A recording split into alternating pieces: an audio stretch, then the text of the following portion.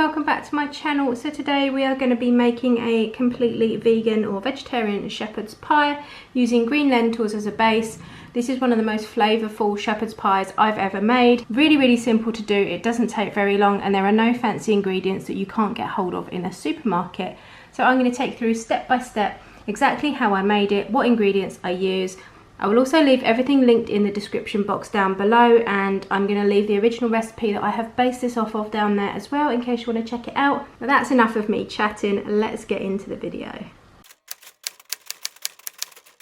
Right, so for this recipe I'm using 6 medium potatoes for the mash because we like quite a thick bit of mash on our shepherd's pie.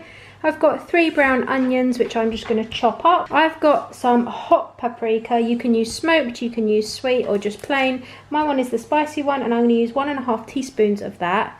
I'm going to use around 285 grams of green lentils. You could use brown if you want. I'm going to use around 6 teaspoons of chopped garlic, which is the equivalent of around 6 cloves. We need 50 grams of tahini, 3 tablespoons of tomato puree. I've got 1 red wine stock pot. You could use 120 ml of red wine. I'm going to use a red wine stock pot and add 120 ml of boiling water to it. I'm going to use a tablespoon of soy sauce, a tablespoon of balsamic vinegar. I'm going to be using a tablespoon of dried thyme and a tablespoon of sage, and 2 teaspoons of hendersons relish. I'm also going to be using salt and pepper. So I'm going to start off by making my filling, and the first thing we need to do is chop our onions and get our potatoes peeled.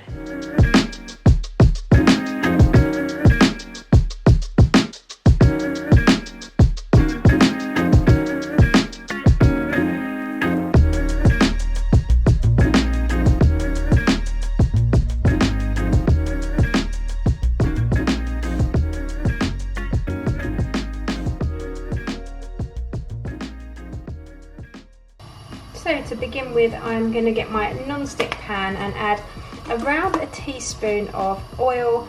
I don't like using too much, so I'm just going to add a little bit. We're going to start to saute our onions in here for around 8 minutes. If you find your onions start to stick and brown a little bit too much and you don't want to add any more oil, you can always add a splash of water to prevent them sticking. The flavour is still going to be the same. So once my oil is heated, my onions are going to go in until they start to brown.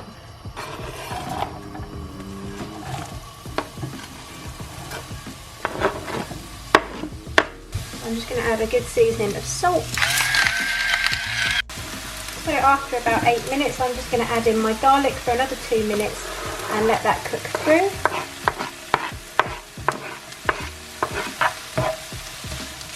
So we're just going to give that 2 minutes to get nice and fragrant, and then we're going to go on to our tomato paste. So after 2 minutes, I'm going to add a tablespoon of thyme, a tablespoon of sage. You're going to want your heat quite low now so that nothing burns. And then what I'm going to do is make a well in the middle. I'm just going to move my onions and my herbs to the side of the pan, and I'm going to add 3 tablespoons of tomato puree or tomato paste. And I'm going to let that brown for 2 to 3 minutes just to give it a really nice colour. This step is really important. It brings out the flavours of the tomatoes and creates a really rich dark colour. Move that around and let that cook. When this starts to darken in colour, you can see it's a really nice vibrant red. When the tomato paste starts to go a little bit darker, then we can go on to our next step. This should take about 2 or 3 minutes.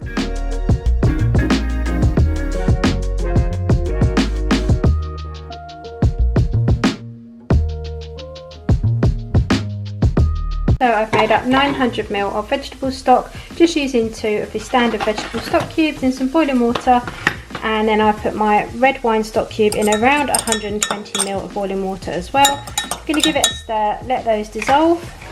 So after 3 minutes, I'm going to mix everything back in together. It's starting to stick to the bottom, which is perfect. That's exactly what we want. And then I'm just going to pop in my red wine stock, which is going to deglaze the pan and get all of that really nice flavour that's stuck at the bottom.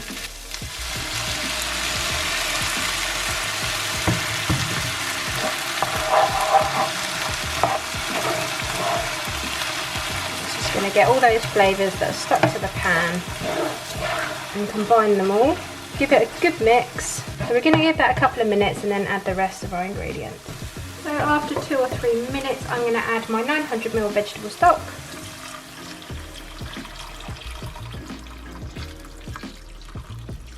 And 285 grams of green lentils. I'm also going to pop in 1.5 teaspoons of my hot paprika. You can use smoked, which I often have in, or sweet, which I don't often have in, or even just normal paprika. I've got the hot one, so that's what I'm going to add. 1 and about 1/2. So once that's all mixed through, I'm going to bring it to the boil, and then we're going to turn it down to a low simmer and leave it for 25 to 30 minutes until all the liquid is absorbed and the lentils have almost cooked all the way through. They can still be a little bit al dente because they're going to continue cooking in the oven.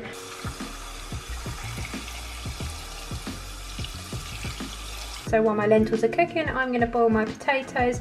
I've cut them up into even pieces, pop them in some water, and I'm going to put them on to boil. It's probably going to take around 15 minutes until they are fork tender.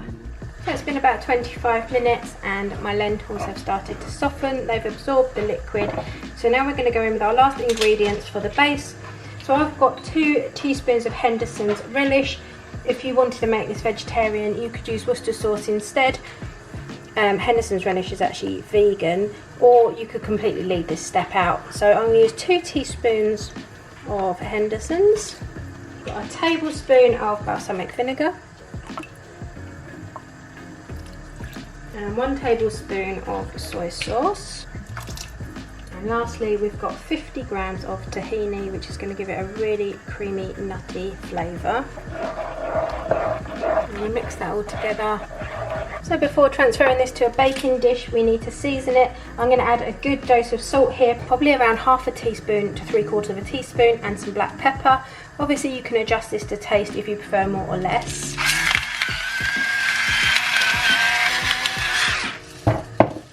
Mix that through, give it a taste, add some more if needed, and then we're going to pop it in a baking dish and leave it to cool, because it's always easier to put the mash on when this is cooled, otherwise it could sink to the bottom.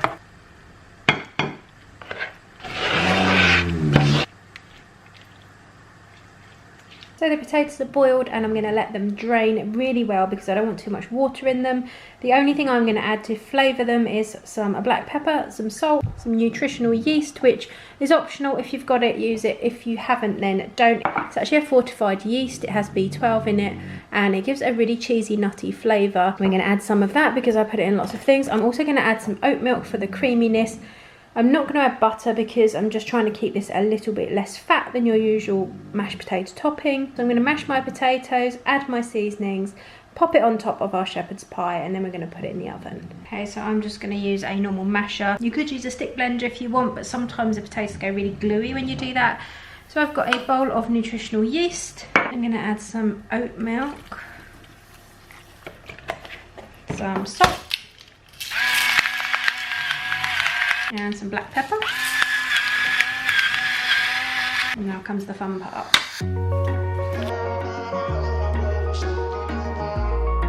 So as I was mashing, I remembered for Christmas a couple of years ago, my husband bought me a potato ricer and I don't use it.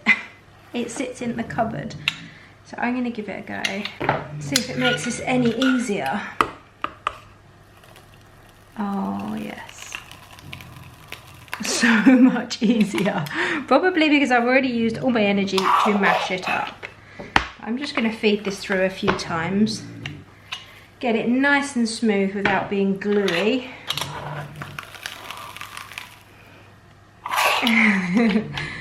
He'll be so pleased. I finally used my present.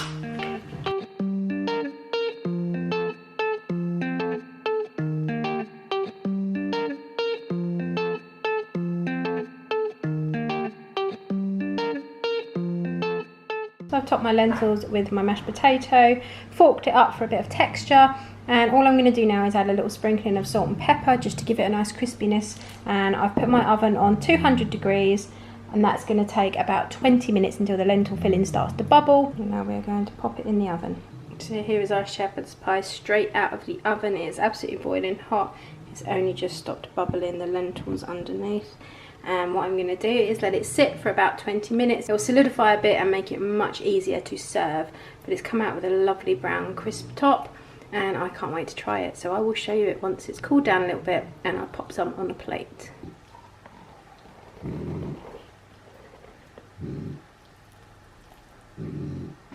Oh yeah, that looks amazing. So here we have our finished vegan shepherd's pie.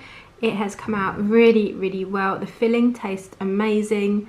The mash is really creamy and fluffy. The dog is snoring as always. And it's made a huge portion. This will feed 8 people if you were going to serve vegetables on the side. If not, in this house, it will do the 5 of us because my boys can eat a lot. You can see that there's a really thick layer of the filling, and then you've got enough mash as well, because there is nothing worse than not having a nice creamy amount of mashed potato topping your shepherd's pie. This is a proper warming dish, full of goodness. It will keep you full for hours because it's packed full of fibre. The flavours are amazing, and I'm really pleased with how it's turned out. This freezes brilliantly. It will keep in the fridge for a good few days if you put it in an airtight container. Seal it up, pop it in your freezer, and you've got a good couple of months use of it in there as well. So I will make sure to leave all the ingredients I've used down in the description box below. I will also link to the original recipe that I've based this off, although I do change a lot of ingredients depending on what I have on hand and what I think would suit our tastes. But I would definitely give this one a go, even if you aren't vegetarian or vegan. It just makes a really nice change sometimes, and it's also really cost effective, a lot cheaper than using meat. So if you have enjoyed this video, please make sure to leave it a thumbs up.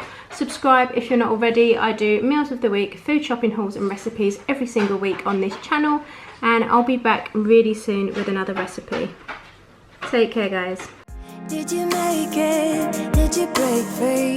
Did you manage to be who you wanna be? Maybe somewhere you think about me too.